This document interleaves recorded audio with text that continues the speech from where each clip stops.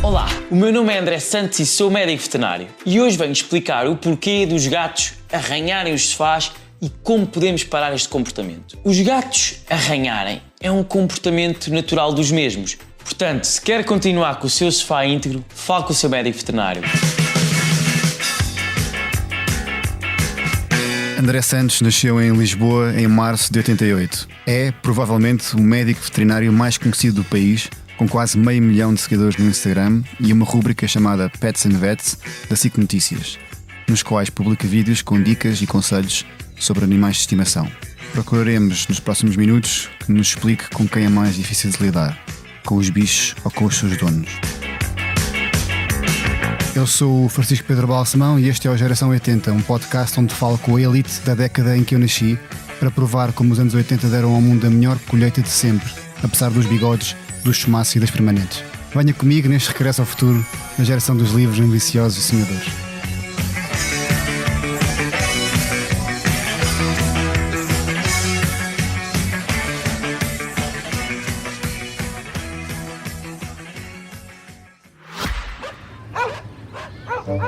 O convidado do podcast que vamos ouvir agora é um profissional dedicado e tem desde pequeno uma grande paixão por animais.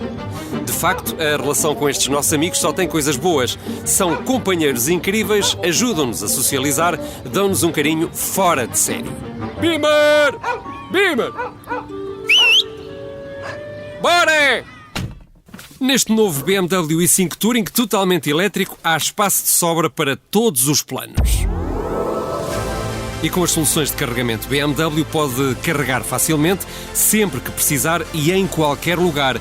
Assim, cada um de nós pode desfrutar à sua maneira. O que seria de mim sem o meu Beamer? BMW, pelo prazer de conduzir. Olá André, Olá. bem-vindo a este podcast. Obrigado pelo convite. Tu não estás sozinho. Não, eu trouxe... A azeitona não é do 80, mas tem 6 anos, mas faz-me muita companhia. Eu pensei em perguntar, não custa se podia vir e disseram-me que sim, e está aqui. E com muito gosto. É a primeira convidada que nós temos, a convidada que não é da geração de 80, a azeitona, portanto. Pronto, é assim, foge aqui um bocadinho à regra, mas eu acho que isto 6 vezes 7, 42. Então, está certíssimo. Está certíssimo. em idade canídeo estamos nos 30, portanto acho que ainda se mantém então dentro. Pode ficar. Acho que está a dormir já, não? Está a descansar. Está a descansar. André, com quem é que é mais difícil de lidar? Com os animais ou com as pessoas? A pergunta podia ser muito complexa, mas é claramente com os dois. Com os donos? É assim, eu percebo, não é? Os animais, por um lado, acho que uma das coisas que eu gosto em medicina veterinária é que a forma deles falarem é diferente. É muito, o nosso exame físico numa consulta é muito importante porque eles não falam, eles queixam-se eventualmente, há sinais clínicos. Os donos é que muitas vezes trazem as queixas dos próprios animais, porque não são eles que queixam, mas muitas vezes estão associadas a tristezas, a mágoas, a ansiedade, querer resolver o problema. Então essa gestão é feita com os donos e não propriamente com o paciente, que são os animais. Para ser um bom veterinário tens que ter também esse tipo de capacidade de saber lidar bem com as pessoas. É verdade, porque há 4 coisas que definem um bom médico no geral, e uma delas, 1/4, 25%, é as communication skills, a forma como nós temos de interagir, neste caso com os donos, a forma de resolução de problemas, a forma de explicar muitas vezes um problema complexo, uma doença complexa, a forma, e às vezes até é isso que eu faço no Instagram, é tentar explicar com uma linguagem mais fácil de ouvir, problemas às vezes complexos, para as pessoas se sentirem mais informadas sobre algumas coisas do dia-a-dia. Tornaste-te um comunicador. É uma das coisas hoje em dia também que te define. Como é que isso aconteceu? Foi uma coisa que foi natural ou fizeste algum curso entretanto? Não, eu senti-me que quando eu comecei isto das redes sociais, eu não sei precisar, mas aí há 8 anos, digamos. E o que é que eu comecei a fazer? É que às vezes as pessoas vinham ao hospital onde eu trabalho, no Restelo, no Unicura Restelo, e muitas vezes, à semelhança do que se passa na medicina veterinária, as pessoas querem um antibiótico, ou cortisona, ou querem medicação, ou assim mais basal. E a medicina veterinária não está 5 passos atrás da medicina humana, está 1 ou 2. Ou seja, nós temos lá TAC, nós temos ressonância, nós temos ecografias, nós temos eletrocardiogramas, cirurgias complexas. E especialistas também? Especialistas, ou seja, o teu cão tem um problema dermatológico, vai a um dermatologista, neurologista, medicina interna, há cirurgia, há um pote variado de especialistas. A minha é a medicina interna e cardiologia. E o que eu comecei a fazer foi a tentar colocar nas redes sociais os exames, os animais, uma ecografia, um raio-x, a explicar. Ou seja, acho que as pessoas começaram a gostar de perceber também que se fazem esse tipo de exames em animais, começaram a sentir proximidade com a profissão também.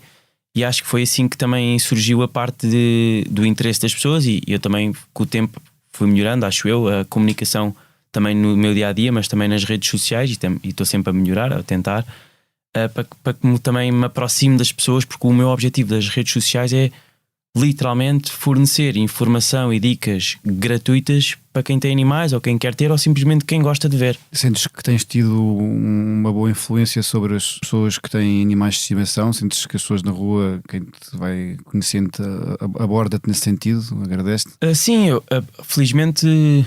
Quer dizer, também não estou na rua e as pessoas não me conhecem assim. E nas redes também? Nas redes também tens esse tipo de feedback? Eu tenho um bom feedback das redes sociais em si. Ou seja, nunca sofri aquele hate, ou nunca tive.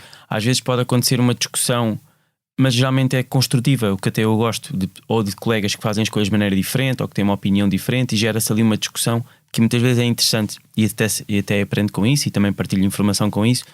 Mas, regra geral dos donos, o feedback é positivo e eu fico contente com isso. E os teus colegas também se sentem, a forma como estás também se calhar a desbravar caminho numa profissão em que isto não havia tanta essa proximidade, é uma coisa positiva? Ou há quem acho que o contrário? Não, eu acho que sim, porque ao fim e ao cabo, apesar de ser eu a comunicar alguns problemas ou o que quer que seja, muitas vezes, e isto na veterinária não é um one-man show, portanto... Por trás, às vezes, de um caso clínico complexo, estão 4 ou 5 veterinários especialistas de cada sua área que vão ajudando o animal.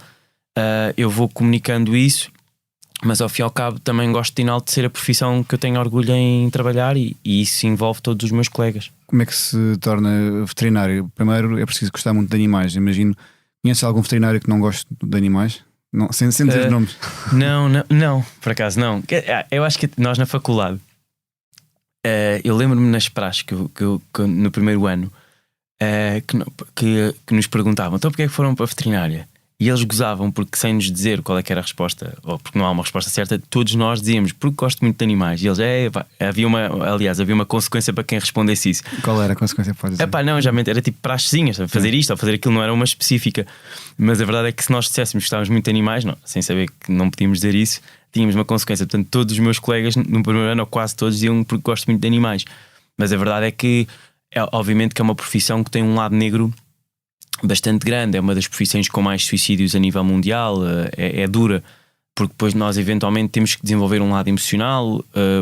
É muito importante, muitas vezes, sabermos pedir ajuda quando precisamos, ou até de melhorar as nossas capacidades de comunicação para com os colegas no ambiente de trabalho e para com os donos, para que possamos também melhorar como médicos veterinários. Eu estava a dizer há bocadinho antes de começarmos que eu próprio também gostaria de ter sido veterinário quando era mais novo. Mas também gostas de animais, ou não? Adoro animais, claro, mas senão não tinha passado pela cabeça ser veterinário. Tens animais? Neste momento não tenho, mas sempre tive durante a minha vida toda.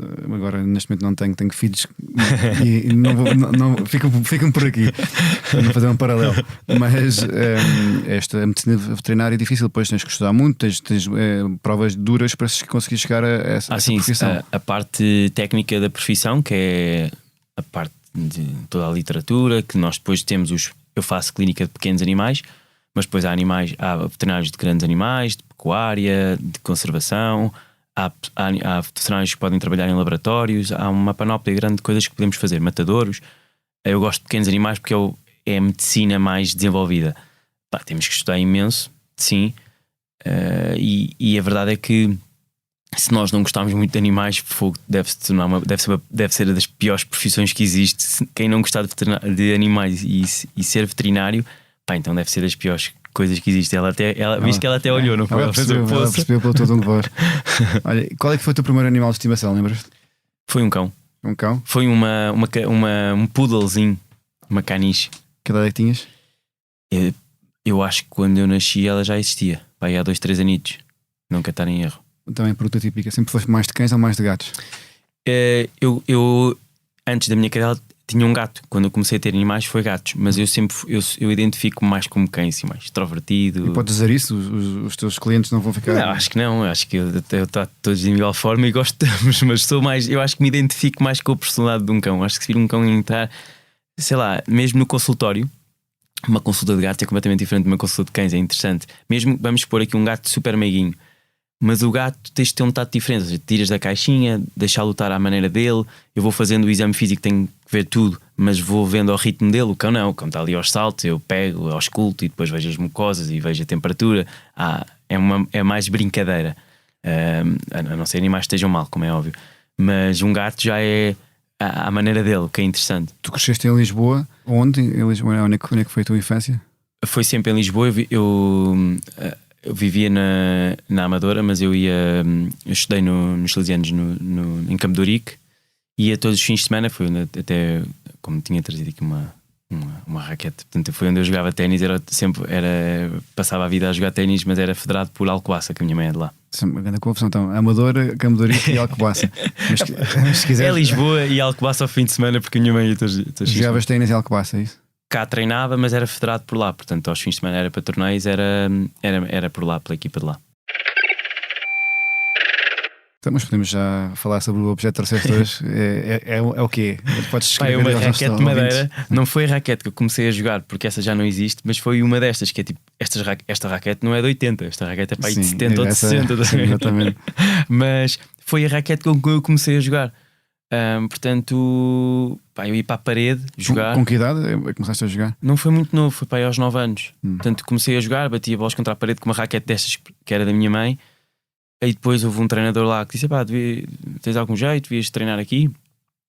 E depois foi aí que começou. E quando era miúdo eu não fazia literalmente mais nada. Nas férias grandes treinava 2 vezes por dia. Era competição, pronto. Mas eu agora há 2 anos comecei a jogar outra vez. Opa, e pronto, já uma pessoa que isto é quase um vício. Mas paraste Parei durante 15 anos. Eu treinei até à faculdade, primeiro ano da faculdade, ainda tentei adaptar um bocadinho, mas depois não tinha tempo para tudo. E depois como nunca mais tinha pegado uma raquete, pensei: eu não me quero lembrar eu não quero jogar mal, quero me lembrar disto a jogar bem. Depois há 2 anos peguei na raquete, fiz um treininho, comecei a gostar. E o cérebro é uma coisa interessante, porque a verdade é que passado 15 anos, digamos, sem tocar numa raquete de ténis, sem literalmente ter jogado nunca, o cérebro vai-se lembrando dos pequenos movimentos, das movimentações em campo, da forma, da técnica que é jogar ténis, que é um desporto complexo tecnicamente. E acho que até jogo melhor agora do que quando fazia competição. Portanto, também é um vício, tenho que estar a jogar para aí 3 vezes por semana. Mas o cérebro é uma coisa interessante. Sempre foste desportista? Sempre fui desportista. Eu quando era miúdo não tinha assim uma alimentação muito saudável, até tinha mais 15 quilos, mas sempre joguei ténis, sempre fui desportista, sempre adorei desporto. Hoje em dia não conseguia passar mesmo sem fazer alguma coisa todos os dias, pelo menos 5, 6 vezes por semana, nem que seja uma caminhada ao pé da praia, mas tenho que fazer qualquer coisa mesmo para a cabeça funcionar melhor. Isso foi algo que foi incutido em ti pelos teus pais? Os meus pais sempre me estimularam a fazer exercício, sempre me motivaram. Nunca me obrigaram a nada, mas eu dizia que queria experimentar. Por exemplo, no ténis quis experimentar, eles inscreveram-me, eu gostei. E eu sempre me senti bem a cansar, adoro competir, sempre me senti bem a fazer desporto, então acho que pertence um bocadinho ao que eu sou. Sentiste que era uma vocação, medicina veterinária, portanto, tu depois estudaste na Lusófona, não foi? Sim. E era uma coisa que não tinhas dúvidas nenhumas que era uma coisa que querias fazer? Não. Eu desde miúdo que queria ser veterinário e sempre foi uma coisa que eu quis fazer e quis ser. Eu tenho mesmo assim eu sinto-me bem com animais, eu gosto mesmo de animais. Mas houve um momento em que de repente disseste, em que tinhas 7, 8, 10 anos que disseste: não, é isto, não há outra hipótese. Eu vou-te ser sincero, eu acho que sempre me lembro de dizer que queria ser veterinário, se calhar até antes disso, e nunca na minha cabeça eu pus outra opção. Portanto, eu não me lembro de ter dúvidas. Sequer lembro que fiz os testes psicotécnicos e deu-me veterinária, farmácia e gestão. E como eu estive na Lusófona, porque não entrei na faculdade por 2 décimas, e nem me inscrevi na nova, ao pé da Praça de Espanha, de gestão, porque não tinha média para. Depois, entretanto, falei com os meus pais e fui para a Lusófona e tirei veterinária na Lusófona já há bastantes anos. E é um bom curso lá. Pelo menos a ideia que tenho na minha altura era decididamente um bom curso. E é toda aquela formação que exige estudar. Portanto, é isso. Quem não tem a certeza que não é veterinário, que quer ser veterinário, pá, é penoso fazer aqueles anos todos. É muito estudo, são muitas horas, é muita vida que temos que abdicar. Que pronto, faz parte. Tens boas memórias dos teus tempos de faculdade? Tenho, mas é interessante. Eu tenho boas memórias do tempo de faculdade, mas na faculdade eu era muito estudioso e depois ia fazer exercício muitas vezes, e depois era estudioso e não eras muito de estar na faculdade muito tempo? Não, com fraternidade? tanto que eu tenho amigos da faculdade, mas o meu núcleo de amigos, mesmo amigos, é antes disso, é da escola. Portanto, eu tenho, dos salesianos, sim. Eu tenho boas memórias da faculdade, mas eu vi aquilo como, pá, ainda por cima eu pensava, os meus pais pagam o curso, que a faculdade é privada. Eu tinha ali um sentido de, pá, tenho que me esforçar a dobrar, porque faz sentido. Então sempre, não quer dizer que eu por ter melhores notas sou melhor profissional. Eu acho que tendencialmente as notas apenas manifestam aquilo que estudamos, que é uma parte importante também o conhecimento teórico. Mas era o que era na altura e eu lembro de estudar imenso. E depois fazes uma carreira em veterinário mais ou menos normal. Os passos que foste dando são os passos mais ou menos normais dentro da carreira. Isto porque a maior parte dos nossos ouvintes não sabe como é que é. Não, sim. Talvez o normal é começar a trabalhar numa clínica. Sim. E depois o progresso em medicina veterinária talvez fosse uma coisa que devesse ser melhorada, não só em Portugal, mas na Europa em geral. Que não há assim uma margem de progressão como há noutros cursos ou noutros empregos. O que acontece é que nós vamos tendo melhorias salariais ou de horário, mas o trabalho nós podemos melhorar enquanto clínicos. Ou fazemos cirurgia, ou fazemos ecografias, ou fazemos um exame qualquer e nós vamos melhorando com a prática. Mas eu comecei a trabalhar nas Laranjeiras, no Hospital Veterinário das Laranjeiras. Depois fui para a universidade, dei lá algumas aulas e trabalhava lá no hospital. E depois fui para o Restelo e estou lá já, sei lá, pá, há 8 anos, 9 anos, quase 10 anos, se calhar. Nunca passaste a ir para fora, para o estrangeiro? Não? Pensei, porque as condições, regra geral, são um bocadinho melhores no estrangeiro. Mas eu gosto mesmo do país em que vivemos. Eu gosto do clima. Eu sei que é um país difícil de viver, mas eu guardo assim uma boa memória do país onde nós estamos, porque é um bom clima. Regra geral, eu não tenho assim uma grande ambição de ser o melhor clinicamente ou de ter um património gigante e ter que juntar muito para ter esse património, que é tudo legítimo, mas como eu gosto da vida cá, assim, dia a dia, e fazer as minhas coisas, a minha vida, a decisão de eu ficar cá sobrepôs face a algumas coisas que eu podia pretender a nível profissional. Portanto, foi isso. E tu exerces há 12 anos, 13 anos? 12 anos, mais ou menos. 12 anos. E que continuas a acordar motivado para o dia que sim. A vantagem da veterinária é que tu não sabes muito. Tu podes ter uma agenda, mas tu nunca sabes muito bem como é que é o teu dia. Diz assim, está lá na agenda cão que vem a vomitar. Tu sabes lá se aquilo é uma coisa gravíssima, tipo um tumor no estômago, se é só uma gastrite, se ele comeu uma meia tens que vomitar. Ainda há pouco tempo, não sei se posso dizer isto aqui, mas acho que posso, senão depois corta-se. Há 3 meses. Que não cortamos nada. Não, tive há 3 meses uma consulta. Não, foi há mais, há uns 6 meses, uma consulta. Eu meti isto no story do Instagram. Foi uma rapariga, foi super simpática, mas estava super envergonhada. Vi também na casa dos 30. Foi lá com o cãozinho nas urgências e disse: olha, o meu cão está super bem disposto, era assim um setter, ele comeu um preservativo. E eu, ok, temos que fazer vomitar porque isto não vai passar ao intestino. Aquilo dás uma injeção para eles vomitarem. De repente o cão vomita, começa a vomitar preservativos. Uns 11 preservativos. Eu estava assim a olhar para aquilo. A dona também estava incrédula, não se tinha percebido que ele tinha ido à caixa. Que ele está cheio. E eu, acho que eram 11. E eu pensei, fogo. A dona super corada, coitadinha. Mas pronto, ou seja, eu não estava nunca na minha vida, me pensei que acordar e hoje vou fazer vomitar um cão 11 preservativos.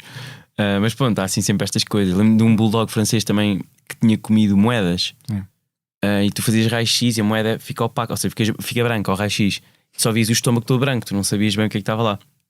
Sabias que eram moedas porque os donos viram. De repente esse teve que ir para a cirurgia, não podes fazer vomitar. pá, e de repente começa-se a tirar. E eu lembro que era 13 euros ou 15 euros e 10 cêntimos em moedas 10 e 20. Um bulldog francês. Imagina a quantidade de moedas que parecia um porquinho milheiro, sabes? Tim, tim, tim. E tiraste todas, achas tu? Aí não fui eu o cirurgião, mas acho que aquilo é de estômago aberto, portanto ficou tudo cá para fora. E há algum animal que tu não gostes de tratar? Assim, ou que gostes menos? Eu deixei de lidar com cabras, ovelhas, cavalos, ou seja. Agora é só animais de companhia. Só animais, às vezes aparecem uns exóticos, tipo furão, coelho, era por aí que eu chinchila. estava a perguntar assim. Não, o que acontece é que, por exemplo, se me aparecer lá um papagaio, eu não sei, eu não tenho competência para estabilizar, a não ser que seja um caso de vida ou morte que eu tenho que ter as urgências. Geralmente o que nós fazemos é estabilizar e o médico de exóticos vê no dia a seguir, porque, ou naquele dia, se estiver lá, porque eu não tenho a competência necessária para tratar um papagaio, por exemplo. Então não gostar, eu gosto à mesma desses animais, mas sinto-me menos confortável a fazer coisas clínicas a um bicho desses. Se bem que às vezes aparecem para drenar isto ou para drenar aquilo, ou fazem uma ratazana que tem que fazer um taque. Há imensas coisas, é interessante. E os donos, quais é que são os piores donos? São os mais ansiosos? São os mais. É assim, não quero pôr no patamar piores, mas aqueles que são mais difíceis de gerir muitas vezes são os donos que estão mais ansiosos, de facto, ou seja, que trazem. O mais difícil, particularmente, é fácil de identificar. São aqueles donos que já foram a 2 ou 3 sítios, que o problema não foi resolvido, seja muitas vezes o problema está nos donos, às vezes está no colega, que não houve uma comunicação, o que quer que seja, mas. E que nós apanhamos já uma terceira ou quarta opinião, que as pessoas já estão cansadas, já querem o problema resolvido. E depois há os casos complicados, que são os casos de doenças graves ou doenças terminais, cujos donos não querem aceitar, mas têm muita dificuldade em aceitar aquilo, e aí é que entra a parte de comunicação, porque dá perfeitamente para ver quando é uma situação onde tu não consegues tratar porque o dono está a complicar o tratamento, ou tu não consegues tratar porque o dono ainda não aceitou muito bem aquilo, então está a fazer o discernimento das coisas e tentar ter. É muito importante que haja, primeiro, uma boa comunicação do veterinário para com o dono, responsabilidade do veterinário e do dono também em parte, e uma confiança por parte dos donos no veterinário. Os donos têm que confiar no veterinário, senão vai-se perder ali uma boa base para se poder fazer um bom tratamento em situações mais complicadas. Daí a importância da comunicação que temos vindo a falar, não é? Ou seja, sim. Tu tens também dedicado muito a isso, e há bocado perguntei-te, acho que não respondeste, mas não fizeste nenhum curso sobre como comunicar, não é uma coisa que é natural? Não, os cursos ajudam, como é óbvio. Eu acho que muitas vezes as pessoas querem ser ouvidas, e nós temos um bom ouvido, e estar ali a ouvir com ouvidos de ouvir é diferente do que estarmos a ouvir para poder dizer alguma coisa. Então às vezes os donos têm uma perspectiva, e isto não vai encalhar do se têm razão ou não, é como é que eles veem a coisa, o que é que aconteceu que os faz ver as coisas desta perspectiva, e em que é que eu posso ajudar, ou como é que eu posso comunicar de forma a que eles possam perceber também o lado, ou outro lado, ou o que é melhor para os animais. Isto acontece muito, e não é a minha área, mas acontece muito nas quimioterapias, porque a quimio nos animais oncológicos têm cancro, a quimioterapia nas pessoas tem aquele sentido pesado, e felizmente nos animais é das poucas coisas que eles não têm a parte psicológica, ou seja, não cai o pelo, podem ter às vezes vómitos ou o que quer que seja, mas a quimioterapia nos animais, eu não vou dizer que é mais soft, mas é menos pesada que nas pessoas. E é muito importante, quando nós imaginemos que chega lá um animal qualquer e fazemos o diagnóstico que tem um tumor, ou onde quer que seja, imaginamos um linfoma, e entra a parte, ok, as pessoas recebem a notícia, ficam tristes, então e agora? Então e agora o tratamento passa por quimioterapia. As pessoas, eu não quero isso, eu não quero que o meu animal sofra, que é legítimo, porque as pessoas muitas vezes têm familiares ou conhecidos ou histórias próximas ou histórias com elas de quimioterapia, que é extremamente pesado.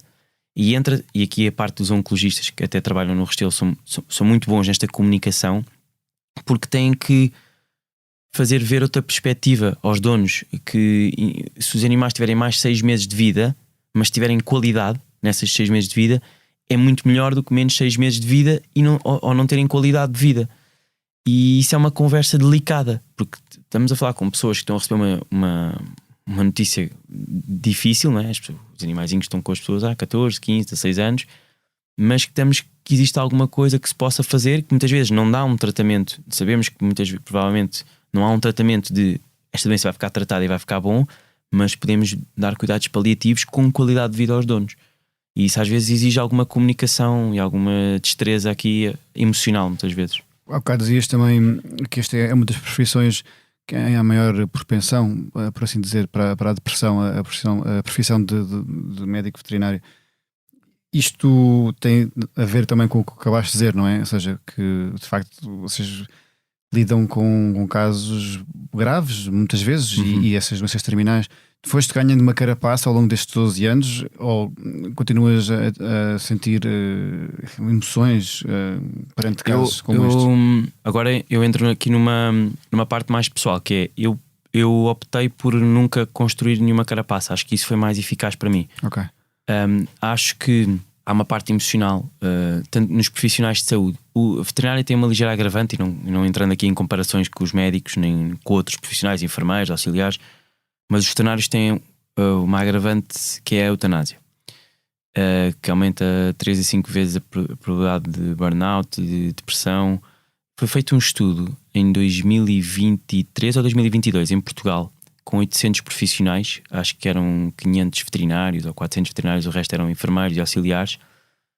Aí é super pesado, ou seja, burnout, indício suicida, depressão severa, estamos a falar às vezes de 25%, um em cada 4 profissionais.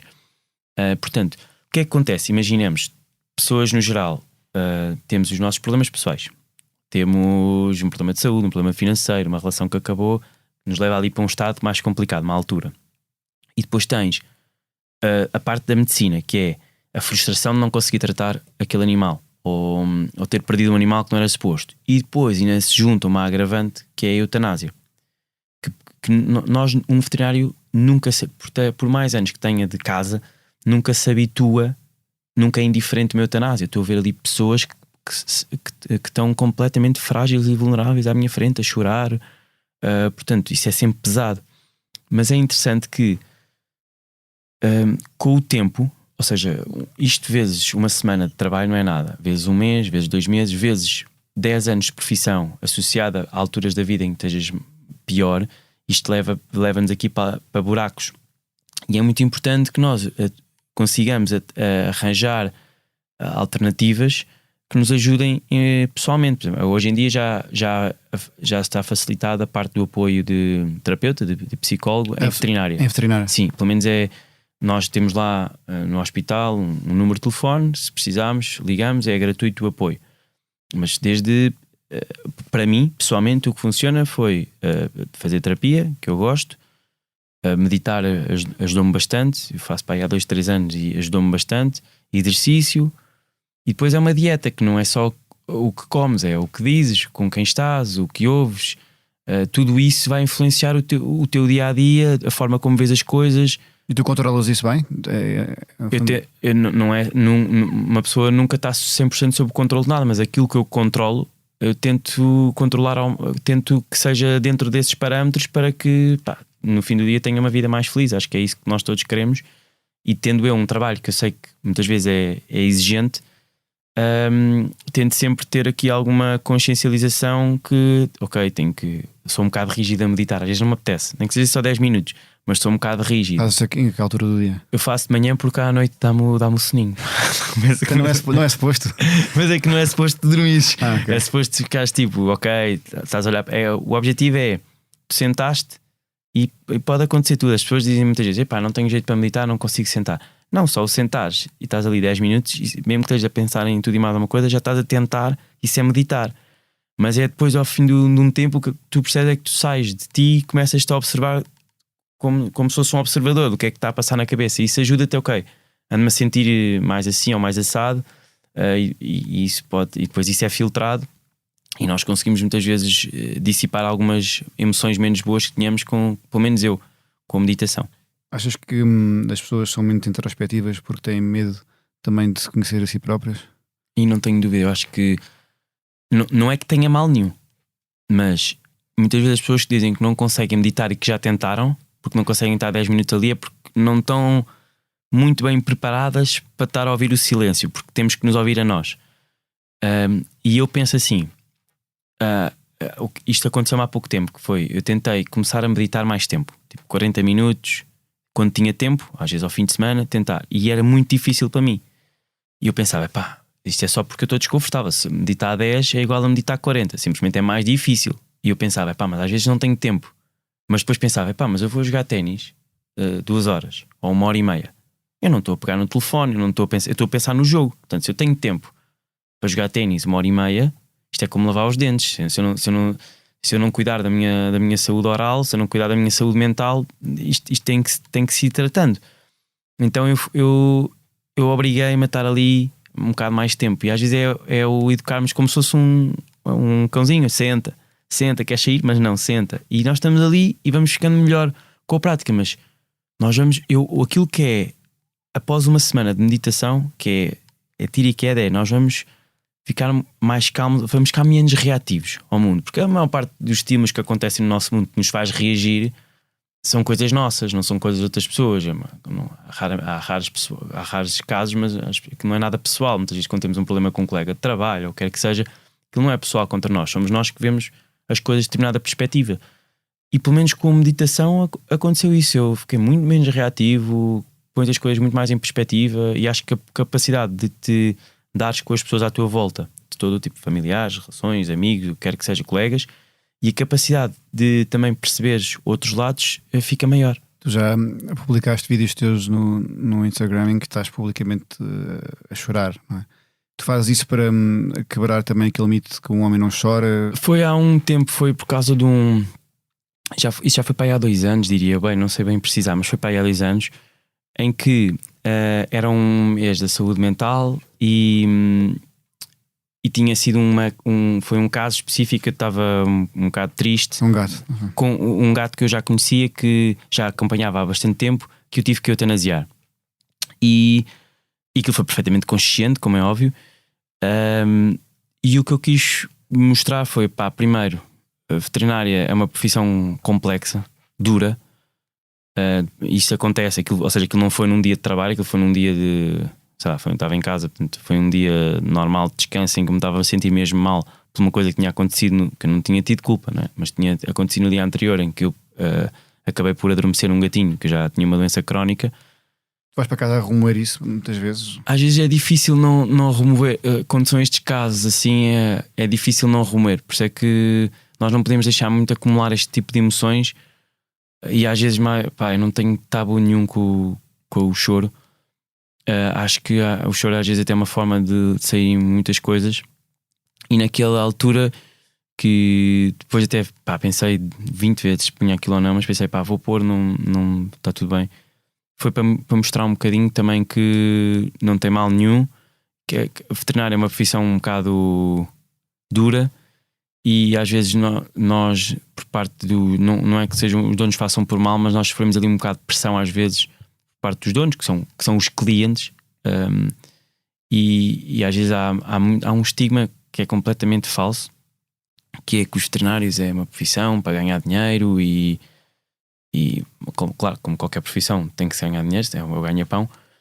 Mas a verdade é que às vezes nós sofremos um bocadinho bullying mesmo. Eu não tenho... Perguntaste-me isso no início do podcast, que eu acho que tenho sorte, pelo menos até à data, de nunca ter sofrido muito hate, porque eu tenho colegas influencers de veterinária muitas vezes no Reino Unido, nos Estados Unidos, onde as coisas também são vezes 1000, que sofrem algum bullying nas redes sociais. Porquê? Do género, há pouco tempo foi que não tem lógica nenhuma. Tu pensas, isto não tem lógica nenhuma, mas a verdade é que aquilo toma proporções grandes, porque aquilo depois atrai pessoas com o algoritmo já sabe como é que é, então atrai pessoas com o mesmo pensamento, que era uma senhora que não tinha dinheiro para pagar e era preciso fazer uma cirurgia, e o veterinário disse que não podia fazer porque não tinha que se dirigir a sítios que tivessem essa com participação ou quer que seja, porque se não se pudesse pagar, isto foi nos Estados Unidos, que não podia fazer nada. E a pessoa foi para as redes sociais, pá, é incrível como os veterinários não gostam de animais, porque só se tratava o meu animal se eu pagasse.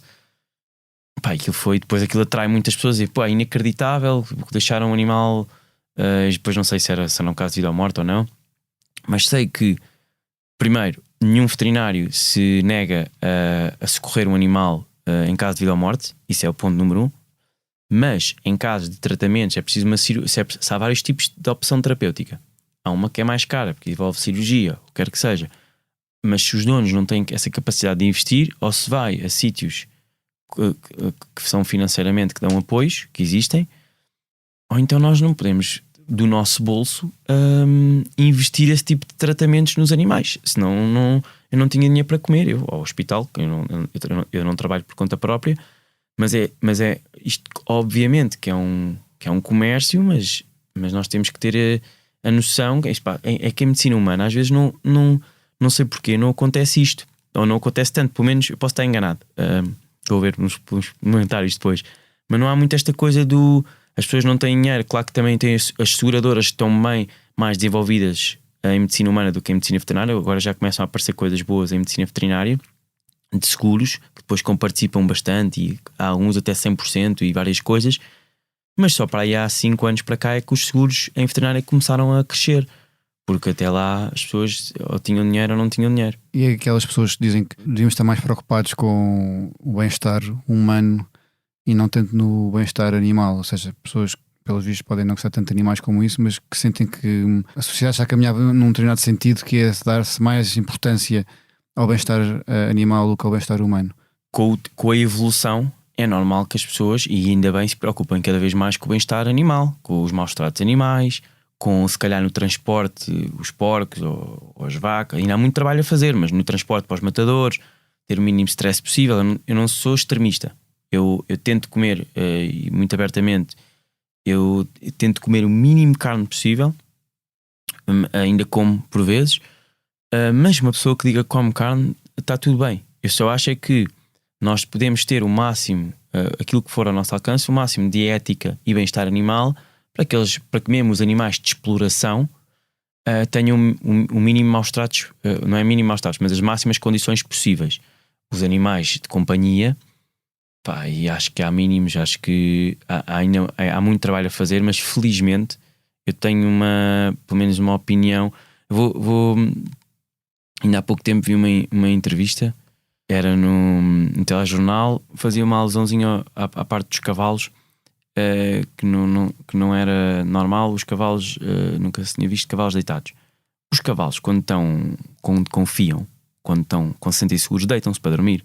Uma zebra, se calhar na vida selvagem, e também dormem, mas como estão com medo dos predadores, é que tentam dormir de pé, e nem sempre.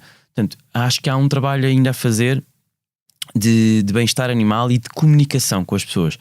Mas há 10 anos atrás era muito pior. Eu tenho uma visão, eu sei que há muita coisa a fazer, e principalmente quem defende o bem-estar animal, incluindo os veterinários, onde eu me incluo, defende que há muita coisa a fazer, mas as coisas não eram como há 10 anos atrás, felizmente. Falaste há bocado no abandono de animais, agora que estamos a entrar numa fase de férias, não é? De verão, que normalmente agrava-se aí esse problema. O que é que se poderia fazer, na tua opinião, para reduzir drasticamente ou até idealmente acabar com este problema do abandono de animais? É só uma questão de consciencialização das pessoas. Já existem hotéis para animais, mas numa pessoa, se tem no seu ser a capacidade de abandonar um animal, tu podes dar as opções que quiseres. Aquilo há essa possibilidade surgindo. É uma coisa bárbara, não é? Há vídeos disso, é uma coisa que até me custa ver. Às vezes na estrada atrelam os animais depois à beira da estrada, e depois arrancam. É que tu dizes, estas pessoas são horríveis, e o animal, mas na cabeça do animal ele não sabe o que é que está a acontecer. Estamos a dizer, os meus donos, que eu gosto, vão-se embora, e se eu preciso aqueles donos, se eu vissem aquele animal 6 meses depois, o bicharoco, o cão neste caso, ia ficar super contente. Portanto, há ali uma inocência, um amor grande dos animais, cães e gatos maioritariamente, que é super duro haver um abandono, e depois ficam sem lar, portanto eu acho que a maneira mais eficaz de controlar isso não é com medidas na consequência. Claro que eu acho que sim, que se deve penalizar, como é óbvio, mas acho que passa muito nas escolas da consciencialização, da informação, de puxar ali um bocadinho o lado emocional e o significado dos animais de estimação e dos animais em geral que influenciam as pessoas. Tu veste a fazer mais alguma coisa na vida? Eu gosto de fazer coisas. Imagina. 40 anos. Tu também és empreendedor, tens um restaurante também, não é? Eu já não tenho. Não tinha tempo. Eu vou lá imensas vezes. Aquilo é. Agora está lá. Nós éramos 3. Era um restaurante de brunch. E ele já expandiu e tudo. Que é o Baltazar. E ele. Só que eu não tinha tempo. Nós combinámos. Como somos amigos, que tínhamos de estar lá uma vez por semana. porque numa restauração tem que estar sempre uma pessoa lá, um gerente. Epá, e não dava, eu ficava sem vida. Pensei, eu consigo gerir a minha vida a ponto de estar aqui, mas eu vou falecer se não tiver um dia para mim. Mas, por exemplo, agora, há coisa de um mês fui ao oceanário. Eu, quando era miúdo, tinha um aquário. Epá, não sei se já foste ao oceanário nos últimos 5 anos. Sim. Lá em cima tens um aquário, tipo um aquário de peixinhos. Sim. Está muito bem feito. Sim. Pá, eu começo a olhar para aquilo. Puma, agora já tenho um aquário. Depois perdes imensas horas a fazer o aquário, a tratar aquilo. Tenho um aquário. Foi o ténis, ou seja, eu vou tendo sempre coisas que me vão estimulando. Eu gosto de ir sempre fazendo coisas. Mas profissionalmente é veterinário. Eu gosto de estar sempre ligado a animais. Não sei se vou ser veterinário a minha vida inteira. Eu sei que é uma coisa que eu realmente tenho jeito, tenho vocação, mas decididamente que se não passar por ser clínico, passará por alguma coisa de comunicação ou de alguma coisa ligada aos animais, de forma a promover aqui um bocadinho o bem-estar ou a informação médica ligada aos animais. Eu gostaria sempre de estar ligado a animais, sim. Se tu pudesses voltar atrás no tempo e falavas com o André com 8, 10 anos, qual é que era o conselho que te davas a ti próprio? Uma boa pergunta. Eu acho que dizia para não se preocupar tanto com as coisinhas. Sorrir mais? Eu sempre sempre sorri bastante. Mas eu acho que me preocupava. Há muitas coisas que nós nos preocupamos que ocupam o nosso pensamento. Pá, coisinhas de coisa. Nada. Nós vamos ter preocupações pequeninas ao longo do dia que não significam nada, mas enchem aqui o nosso pensamento com preocupações. Hoje em dia já não penso tanto assim. E se calhar, se eu tiver um filho um dia à minha imagem, vou tentar incutir um bocadinho isso para relativizar um bocadinho as coisas, que as coisas acabam por não são todas, mas a maior parte delas acaba por se resolver somente por nada. Se quando tiveres filhos, achas que como é que vai ser a relação entre os filhos e os seus animais? Achas que espero que seja boa. Não tenho outra hipótese de não ser boa, eu acho. Mas eu também, imagina, a não ser casos muito específicos, deverás ter amigos com filhos e com animais. Claro. A relação é boa, não? É ótima. Pronto, eu acho que a questão é se tu vais dar mais atenção aos animais do que aos filhos. Os filhos ficam com ciúmes. Eles já cá estavam, não é? Até o gato está lá em casa. Menos, até os peixes agora tenho.